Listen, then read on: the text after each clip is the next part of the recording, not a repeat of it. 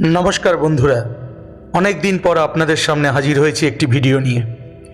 এটি শুধু একটি ভিডিও নয়, এই ভিডিওটি আমাদের বাস্তব জীবনের একটি আয়না। তাই ভিডিওটি স্কিপ করবেন না, শেষ পর্যন্ত দেখবার অনুরোধ রইল। আচ্ছা, কখনো কি আপনার মনে হয়েছে ভগবান কি সত্যিই আছেন? ভালো মানুষ হয়েও কেন আমি বারবার কষ্ট পাই? আমি তো কারো ক্ষতি করিনি, তবু আমার সাথেই কেন বারবার খারাপ হয়? এই প্রশ্নগুলো শুধু আপনার নয়, এই প্রশ্ন কোটি কোটি মানুষের প্রশ্ন। ধনী গরিব, শিক্ষিত অশিক্ষিত, ধার্মিক অধার্মিক, সবাই জীবনের কোনো না কোনো সময়ে এই প্রশ্নের মুখোমুখি হয়েছেন। আজকের এই ভিডিওতে আমরা ধর্মীয় অন্ধবিশ্বাস নয়, বরং ভগবদ্গীতার গভীর দর্শনের আলোকে এই প্রশ্নের উত্তর খুঁজব। এটা কোনো সাধারণ মোটিভেশনাল ভিডিও নয়, এটা জীবনের দর্শন, আত্ম অনুসন্ধান এবং বাস্তব সত্যের যাত্রা। প্রথমে আসি, কেন আমরা ভগবানকে দোষ দিই। দেখুন, মানুষের স্বভাব হলো, যখন আমাদের জীবনে সুখ আসে, সুখ এলে আমরা বলি আমাদের কৃতিত্ব, আমরা নিজেদেরকে ক্রেডিট দিই। কিন্তু দুঃখ এলে বলি ভগবান আমার সাথে অন্যায় করলেন।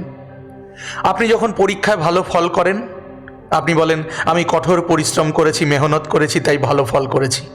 কিন্তু যদি ফেল করেন, তাহলে বলেন ভগবান আমার ভাগ্য খারাপ করে দিয়েছেন। ভগবদ্গীতা এই মানসিকতাকে চ্যালেঞ্জ করে। শ্রীকৃষ্ণ অর্জুনকে বলেছিলেন, তুমি যা ভোগ করছো তা শুধু ভগবানের ইচ্ছা নয়, এটা তোমার অতীত ও বর্তমান কর্মের ফল।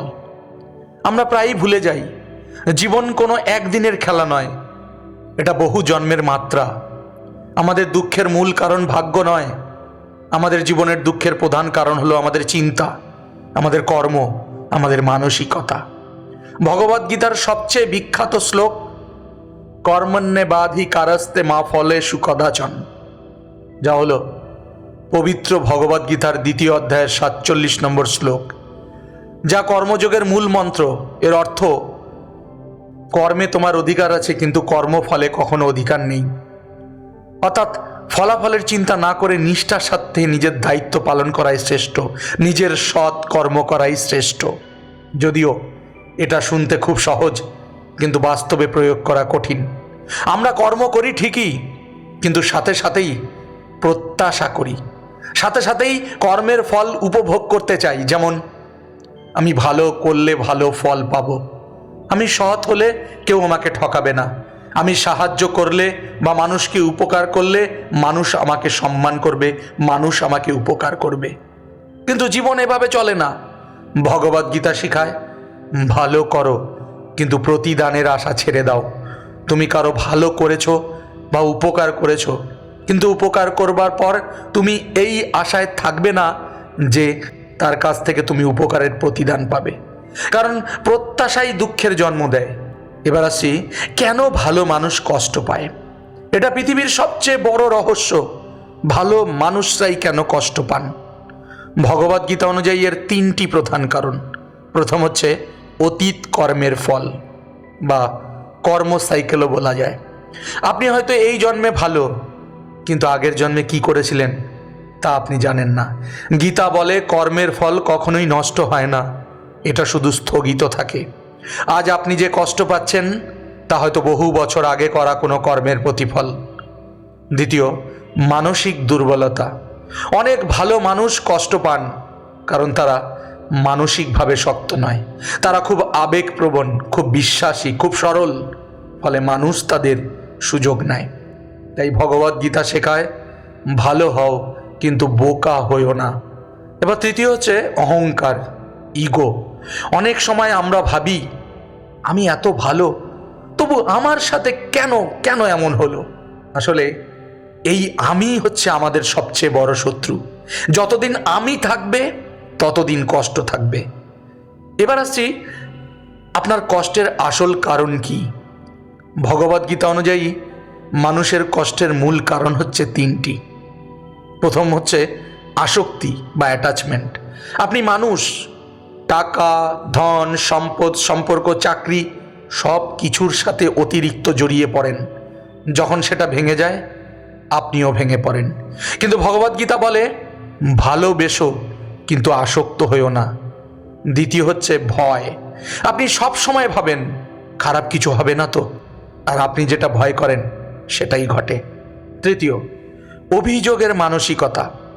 আপনি সব সময় দোষ দেন ভগবানকে, পরিবারকে, সমাজকে, ভাগ্যকে, কিন্তু নিজের দিকে তাকান না। ভগবদ্গীতা শেখায় অভিযোগ ছেড়ে দাও, দায়িত্ব নিতে শেখো। এবার বলছি গীতার সমাধান। ভগবদ্গীতায় যে সমাধানের কথা আছে, কিভাবে আপনি শান্তিতে বাঁচবেন, সেখানেও ভগবদ্গীতায় 3টি শক্তিশালী পথ দেখানো আছে। প্রথম পথটি হচ্ছে নিষ্কাম কর্ম। সৎ কর্ম করো, কিন্তু ফলের আশা ছেড়ে দাও। আপনি যদি কাউকে সাহায্য করেন, প্রশংসার আশা করবেন না, বা তার কাছ থেকে উপকার পাবার আশা করবেন না। দ্বিতীয় হচ্ছে আত্মসমর্পণ বা সারেন্ডার। বলুন যা হবে ভালো হবে। এটা দুর্বলতা না, এটা মানসিক শক্তি। তৃতীয় হচ্ছে মানসিক স্থিরতা। সুখে কখনো অহংকার করবেন না, দুঃখে কখনো হতাশ হয়ে পড়বেন না। আপনি যদি সমুদ্রের মতো শান্ত থাকেন, কেউ আপনাকে ভাঙতে পারবে না। এবার আপনাদের সামনে তুলে ধরছি বাস্তব জীবনের 2টি উদাহরণ। এক ছাত্র সারাদিন পড়াশোনা করে, তবুও কিন্তু সে পরীক্ষায় ফেল করলো। সে ভেঙে পড়লো, ভগবানকে দোষ দিল, কিন্তু পরের বছর সে আরো পরিশ্রম করলো, আরো মেহনত করলো, আর সফল হলো। এটাই গীতার শিক্ষা। হার মানবে না, অভিযোগ করবে না, শুধু কাজ করে যাবে, সৎ কর্ম করে যাবে। আরেকটি উদাহরণ, এক ব্যবসায়ী সততার সাথে ব্যবসা করেও ক্ষতিগ্রস্ত হলো, কিন্তু সে সততা ছাড়েনি। কয়েক বছর পরে তার সততার জন্যই সে বড় সফলতা পেল। তাই এখানেই ভগবদ গীতা বলে, সত্য ও সৎকর্ম কখনো ব্যর্থ হয় না। হয়তো দেরিতে ফল দেয়, এটা ঠিকই, কিন্তু ফল আপনি পাবেন, এটা নিশ্চিত। এবার একটু আলোচনা করি ভগবানের সাথে আপনার কি সম্পর্ক।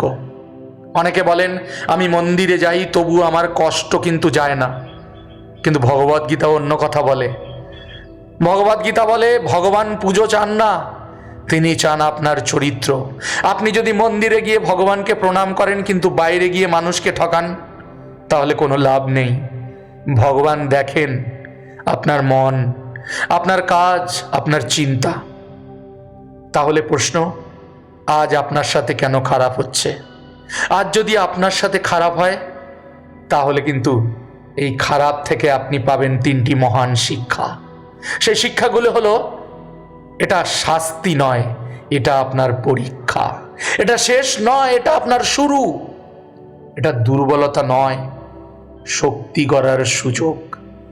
ভগবান আপনাকে ভাঙছেন না, তিনি আপনাকে গড়ছেন। সবশেষে আসি জীবনের আসল সত্যতে। সব সময় আপনার সাথে খারাপ হয় না, শুধু কঠিন সময়গুলো আমাদের মনে থাকে, ভালো সময়গুলো আমরা ভুলে যাই। ভগবদ্গীতা শেখায় ভাগ্যকে দোষ দিও না, নিজেকে বদলাও, কষ্টকে অভিশাপ ভেবো না। কষ্টই হচ্ছে তোমার জীবনের সর্বশ্রেষ্ঠ শিক্ষক। তাই বন্ধুরা, আজকে আমরা আমাদের ভিডিও এখানে শেষ করছি। আজ যদি এই ভিডিওটি আপনাকে একটুও বদলাতে পারে, তাহলে সেটাই হবে আমাদের সার্থকতা। ভালো লাগলে ভিডিওটি অবশ্যই লাইক করুন, কমেন্টে লিখুন আপনার সবচেয়ে বড় শিক্ষা কী হলো। আর এমন এমন নতুন ভিডিওর জন্য অবশ্যই সাবস্ক্রাইব করুন, পাশে থাকুন। হরে কৃষ্ণা।